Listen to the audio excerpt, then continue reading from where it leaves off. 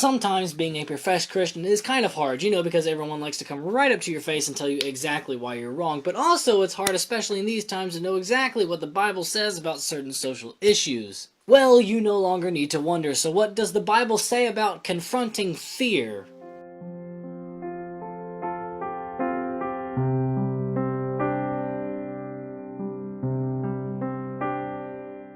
One ginormous problem that we all have, including Christians, is the fact that we all feel fear. We're human, it's natural, and it wouldn't be a problem, well, if it didn't hinder us.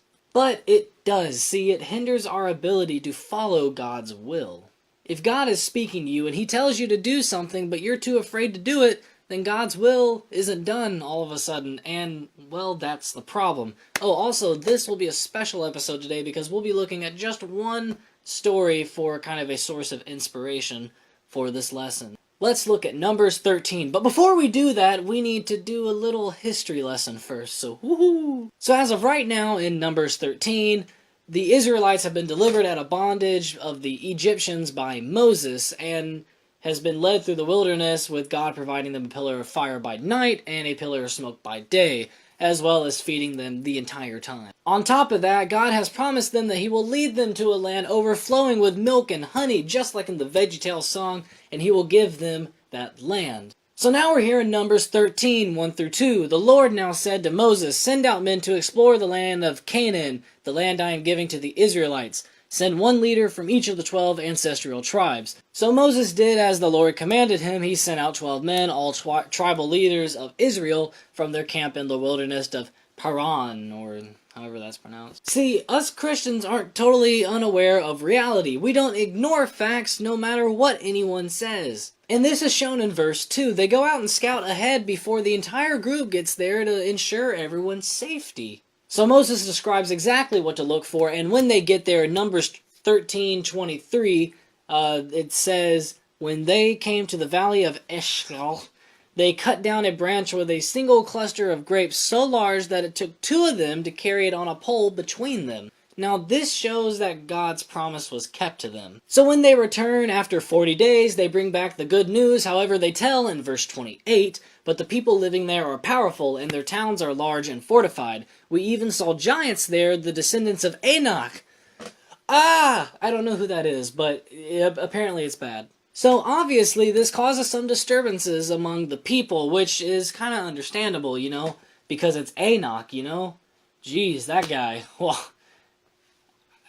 I still don't know who he is, but man, Enoch. But, then again, I would also be terrified if I was walking around and then all of a sudden, BAM! Giants. Verse 30-33, "But Caleb tried to quiet the people as they stood before Moses. 'Let's go at once to take the land,' he said. 'We can certainly conquer it.'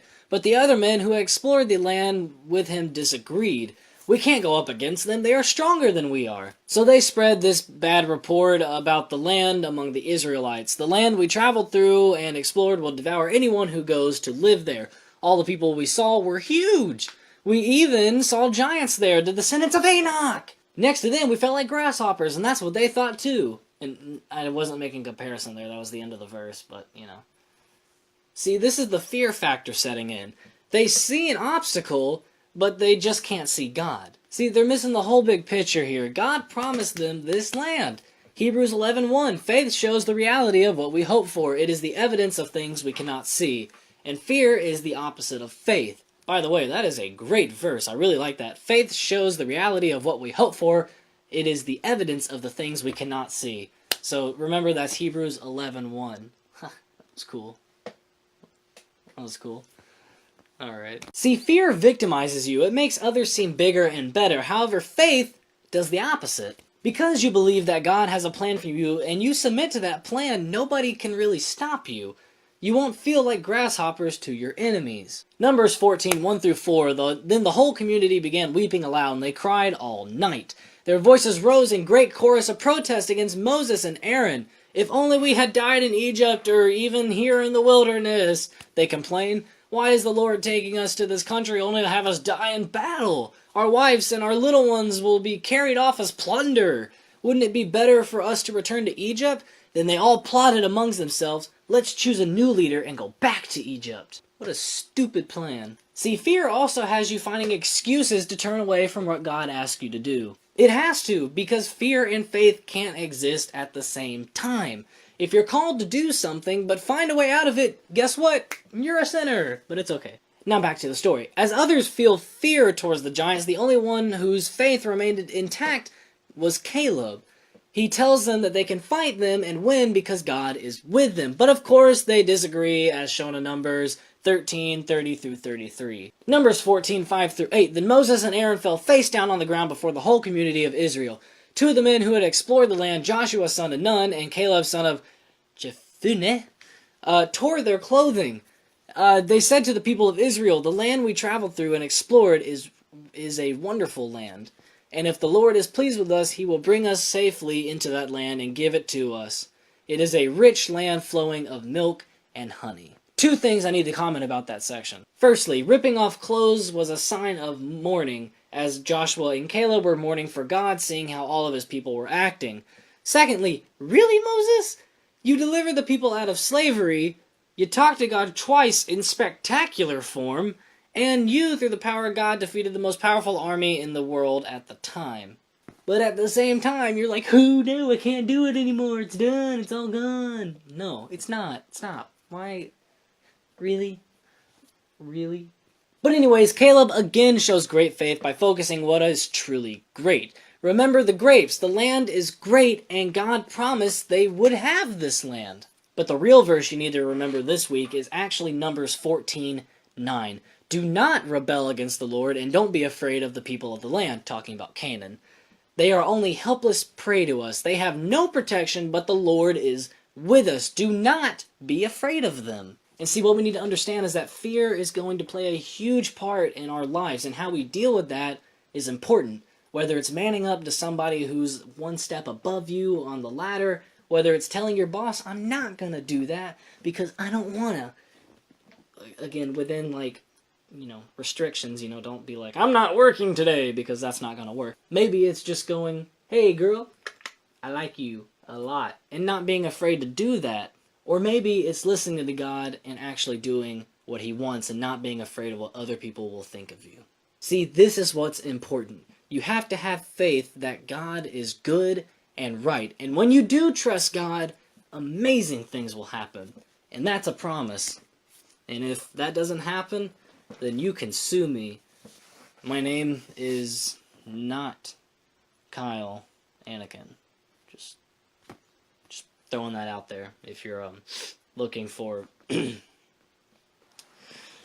you're trying to sue me. Also, the name in my channel name, it's made up stage name. Yeah, I figured it's easy to catch on, so stage name. So what was my act of random kindness? Well, this one actually happened a while ago. It was with a janitor who had a birthday, and I just said, "Hey man, happy birthday." And it really, I think it actually might have made his day, because he seemed genuinely happy. See, we don't really talk to janitors a lot because, well, granted, they're old people and we are not, but still, I feel like going out of my way to say happy birthday, I think it really made his day. And now, he says, "Hey, Kyle," every single day, and I'm like, "Hey, Mr. Walker." So it's, I think it's really good to do, and I felt good doing it, so that must mean that it was good. Or maybe I don't know. Thanks for watching, and I'm glad this week's topic wasn't super, I feel like with the divorce thing and then the losing people thing, I was like, oh, I needed to go crazy again, so that's why I was moving around a lot on this one. So if you found this episode intriguing and you want to go see more, go ahead and hit subscribe so you'll be immediately notified for when the next video comes out next week, in 7 days' time. Woo. And if you don't want to do that, then go ahead and check out my page, go and look at the other ones, because they're really good, I promise. Well, I mean, if you didn't like this one, you're probably not going to like the other ones. Or will you? I don't know. I guess you'll have to go check it out. So, also, I started a thing called the Action of the Week a couple weeks ago, and I think it's a really good idea for you to go do it, so I want to hear all about it. Tell me in the comments right now, and then next week, you can tell me about what you did that week, and then this week would have been what you did on the past. It sounds more complicated than it is, but just tell me. It's totally fine. God bless, and may the Force be with you. Instead, you'll feel like a normal human being with the power of God. Probably won't put that in there. Oh, my mouth hurts. I have a toothache. Numbers 14, 1 through 4. Then the whole community... Okay. Numbers 14, 1 through 4. No, I'm so tired of saying numbers, and then right after saying numbers, I have to say actual numbers. Whether it's manning up... Ow, I hit my hand. Gotta get a little hand in here. And last... God bless, and may the force be with you. That sounded weird.